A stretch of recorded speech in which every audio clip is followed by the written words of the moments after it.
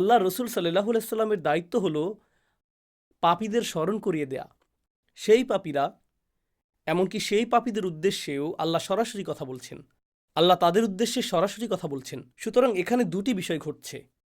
নবীজির কাজ হলো মানুষকে আল্লাহ ও তার দ্বীনের কথা স্মরণ করিয়ে দেওয়া এবং কিভাবে আল্লাহর কাছে ফিরে আসতে হয় তা জানানো, এবং আল্লাহ আমার ও আপনার কাছে কি চান তা জানানো। এটা করার বিভিন্ন উপায় রয়েছে। এটা করার সহজ একটি উপায় হতে পারে আপনাকে অপরাধ বোধে ভোগানো।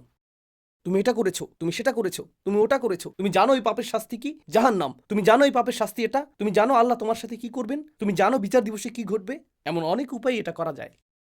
আমি আগামী ২০ মিনিট আপনাদেরকে এই খুতবা দিতে পারতাম এবং বারবার বারবার স্মরণ করিয়ে দিতে পারতাম যে সম্ভবত আপনাদের জান্নাতে যাওয়ার কোনো সম্ভাবনাই নেই। আমি তা করতে পারতাম, কিন্তু এই আয়াতে আমি নবীজি সাল্লাল্লাহু আলাইহি সাল্লাম এবং স্বয়ং আল্লাহর কাছ থেকে ভিন্ন কিছু শিখেছি। আল্লাহ তার রসুল সাল্লাল্লাহু আলাইহি সাল্লামকে আদেশ করেছেন এমন লোকদের সাথে কথা বলতে যারা নিজেদের নিয়ে লজ্জিত, কারণ তারা পাপে নিমজ্জিত এবং তারা মনে করে আমি এতটাই খারাপ, আল্লাহ আমার সাথে কথাই বলবেন না। আল্লাহ কেনই বা আমাকে সম্বোধন করবেন? আল্লাহ তাদের উদ্দেশ্যে কথা বলেন যাদের তিনি ভালোবাসেন, যারা তার অনুগত। আল্লাহ তাদের উদ্দেশ্যে কথা বলেন যারা তার আদেশ পালন করে। আল্লাহ তাদের উদ্দেশ্যে কথা বলেন যারা হালালের উপর থাকে এবং হারামের দিকে যায় না। কিন্তু এই আয়াতে আল্লাহ কথা বলছেন আল্লাযীনা আসরাফু আলা আনফুসিহিম। আর এর চেয়ে উল্লেখযোগ্য বিষয় হলো এই আয়াতটি মক্কায় অবতীর্ণ হয়েছিল। সুতরাং এটি শরীয়তের বিধান আসার পরে আসেনি। এটা রসুল সাল্লাল্লাহু আলাইহি সাল্লাম মদিনায় হিজরতের পরে নাজিল হয়নি, যখন আমাদের উপর রোজা ফরজ হয়েছিল এবং খাদ্যাভ্যাসের নিয়মকানুনগুলো আরও বেশি করে ব্যাখ্যা করা হয়েছিল। তাই আমরা সাধারণত যেগুলোকে হালাল ও হারাম বলে মনে করি তার বেশিরভাগই তখন ছিল না।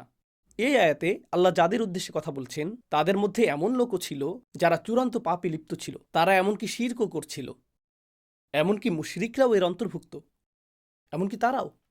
কারণ তারা সবাই আল্লাহর বান্দা, তারা তা উপলব্ধি করুক বা না করুক, তারা স্বীকার করুক বা না করুক, তারা তো আল্লাহরই বান্দা। আপনি হতে পারেন আল্লাহর একজন বিদ্রোহী বান্দা, যেমনটি এই আয়াতে ব্যাখ্যা করা হয়েছে। কারণ আল্লাহ যখন বলছেন হে আমার বান্দারা, স্বাভাবিকভাবেই আপনি ধরে নেন যে বান্দা হলো সে যে তার মালিকের আনুগত্য করে। তাই আপনি ভাবতে পারেন যে এখানে অনুগত বান্দাদের কথাই বলা হচ্ছে। তিনি বলেছেন, يا عبادي الذين أسرفوا على أنفسهم আমার সেই বান্দারা যারা নিজেদের উপর অন্যায় করেছে।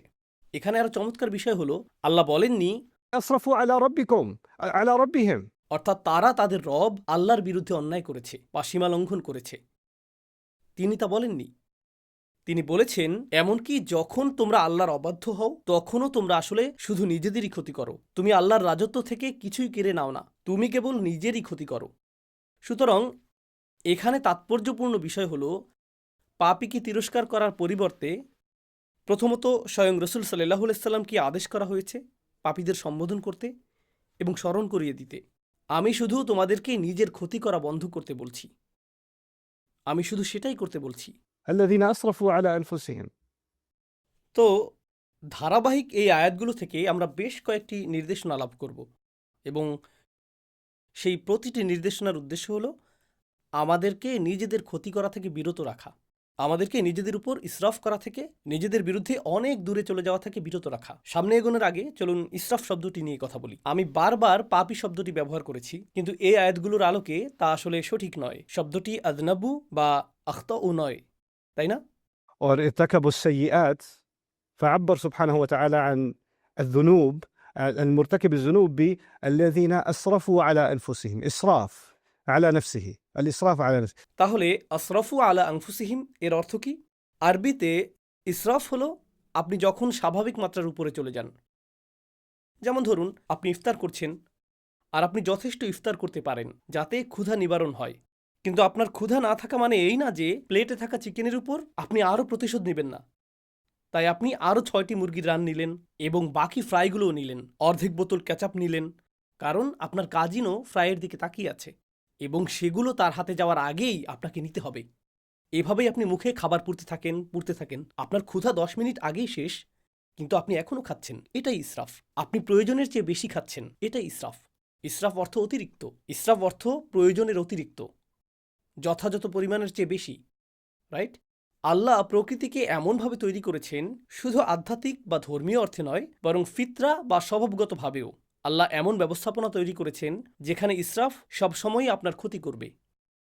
অতিরিক্ত পানি পানেও আপনি মারা যেতে পারেন। অতিরিক্ত পানি পানি একটি ভালো জিনিস। অতিরিক্ত পানি পান করার ক্ষতিকর দিকও রয়েছে। আপনার শরীরে চিনির প্রয়োজন। অতিরিক্ত চিনি সমস্যা তৈরি করে। অতিরিক্ত পরিমাণে যে কোনো কিছুই সমস্যা সৃষ্টি করে। অতিরিক্ত ঘুমও সমস্যার কারণ। অতিরিক্ত ব্যায়ামও সমস্যার কারণ। আল্লাহ যা কিছু তৈরি করেছেন সব কিছুকেই একটি সীমার মধ্যে থাকতে হয়। আর আপনি যদি সেই সীমা অতিক্রম করেন তখন কার ক্ষতি করেন? নিজেরই ক্ষতি করেন। সব কিছুতেই, জীবনের প্রতিটি ক্ষেত্রেই আপনি এবং আমি ইসরাফে লিপ্ত হতে পারি। কিন্তু কি ঘটে? মানুষ হিসেবে মাঝে মাঝে আমরা কিছু বিষয়ে ভালো করি বা অন্যান্য জিনিসের চেয়ে কিছু জিনিস বেশি উপভোগ করি। তাই যখন আমরা অন্য কিছুর চেয়ে একটি জিনিস বেশি উপভোগ করি সেটার উপর আমরা মনোযোগ দিতে থাকি। আর যখন আপনি একটি জিনিস